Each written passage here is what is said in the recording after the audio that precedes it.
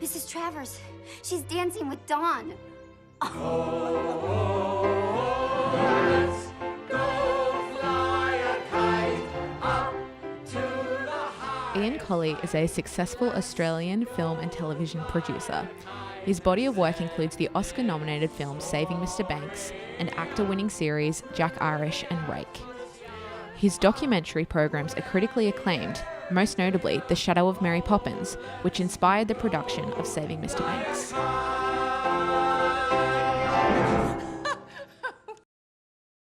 What motivated you to become a film producer?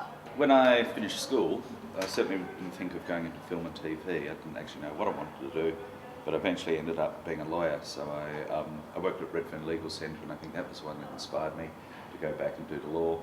And then I worked at a place called the Arts Law Centre, and the Arts Law Centre gave legal advice to filmmakers, musicians, artists. I think that's when I got my taste of working in film and TV, or at least giving advice. I approached a colleague, Chris Hilton, who I'm still in partnership with, whether they needed an in-house lawyer. So generally, if they're small film companies or TV companies, they go out and hire a lawyer when they need them. And so they were quite busy. They were doing international co-productions, and they took me on board, and it was great. It gave me an opportunity, and I was actually able to do something tangible in terms of helping them, because that's part of the difficulty when you're a producer. You don't really have any skill set, or not much of one, even when you finish film school.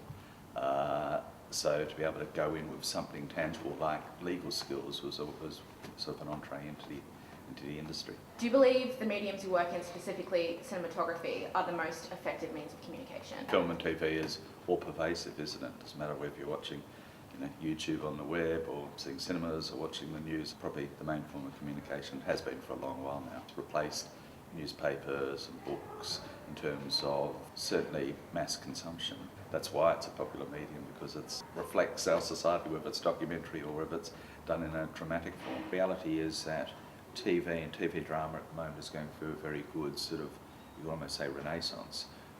There's a huge demand. There's all these new platforms to watch TV drama with, the Netflix and Stan and all these new streaming platforms.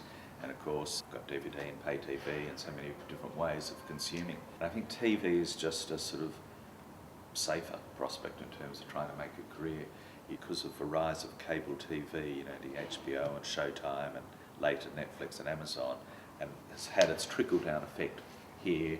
And I think as a result, the standards of drama here has been lifted as well. People's film grammar is a lot more sophisticated now. They want something that's got complexities, characters that have a few more layers, rather than being just dished out a story that's a bit cliched. People want to be surprised, and that's where film and TV can do that with clever scripting and performances and things. It's a great era actually at the moment where TV drama is at, and I think with the increased digital platforms available to watch TV, there's an increased demand. I've got a bit of a track record now, obviously, of Save Mr. Banks. It's still hard to get in there, because they're very cautious, and they've got to make sure they think this will work for their client, and it's a slightly mercurial nature of the business.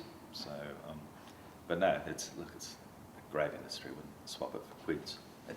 Is it easier to make movies in Australia than in America? What is the difference besides cost? It's always that battle between creative control versus perhaps a production company or studio who want to maximise the box office out of it, and sometimes therefore stretching into a more popular sort of way to get more bums on seats. Key casting, raising the finance, and all the other bits and bobs that involve, you're essentially managing it from go to woe.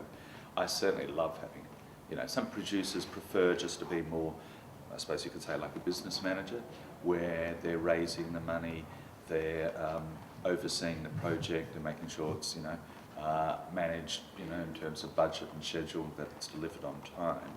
And that, of course, is a key part of being a producer. But I love that very beginning of new ideas and working with, some other creatives. Usually with film, and TV for that matter, obtaining finance from so many different sources. Certainly making TV in Australia, generally you're going to have a broadcaster pre-sale, you're going to probably have Screen Australia who put in equity funding, you have a thing called the tax offset, but you also have to raise distribution advances from local distributors and overseas distributors. So I go off to the markets, generally MEP or MEPCOM, which is in Cannes in France, and pitch these ideas to distributors. I usually have about anything between 8 to 10 overseas distributors that I talk to and see if they'll pick up the distribution rights for this program that's in thing. And they want to see, what sort of type of program it is, what genre, any stars attached to it, who are the writers, who are the directors, the usual sort of package. So, I've always had a love of storytelling, and that's why, again, a key reason why I got involved in the film and TV industry.